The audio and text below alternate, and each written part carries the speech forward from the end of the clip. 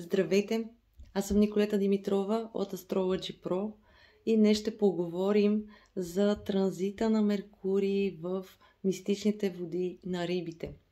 От 14 февруари до 3 март планетата, която свързваме с начина на говорене, мислене, общуване, с транспорта, с пътуванията, с документите, договорите, с търговията и други важни дейности в ежедневието ни, ще бъде в този знак, където тя по принцип не се чувства особено добре, но бенефитите, които може да извлечем от престоя и там, са, че имаме директен достъп до вътрешния си глас.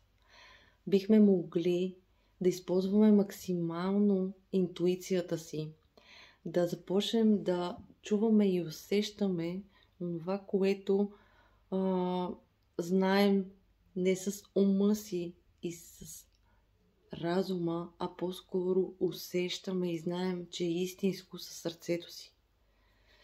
Тоест, ставаме по-сензитивни в това да изразяваме себе си, да общуваме. Креативността и творческите изяви са в своя пик.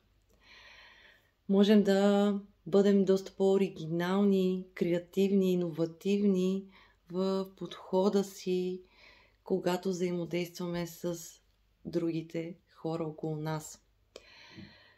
Най-доброто, което можем да направим, е да заложим на максимата аз чувствам, аз вярвам, аз усещам и да оставим настрани по-разумните доводи и търсенето на логика във всичко. Думи като аз мисля, аз смятам, просто не са на дневен ред. Те са свързани с Близнаци и Дева. А в момента, ако погледнем колко е часа, ще разберем, че е време за нещо по-духовно, нещо по-трансцендентално и свързано с философски теми, креативни занимания и творчески процеси, а не за суха материя и аналитични занимания.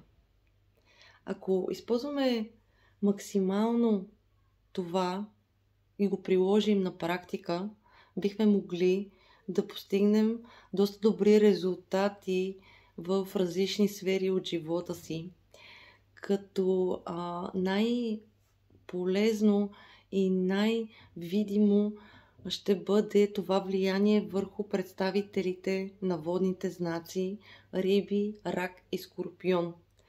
Може би те ще успеят по най-добрия начин да овладеят енергията и да я впрегнат в ежедневието си през следващите няколко седмици.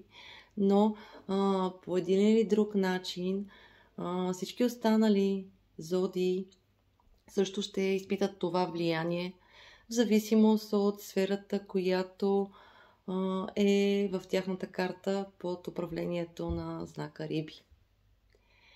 Аз ви пожелавам да се пуснете по течението, разбира се, без да сте си сложили розовите очила и да не виждате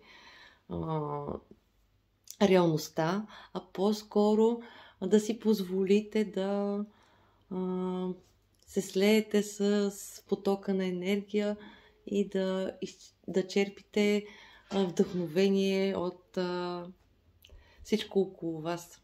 Успех на всички!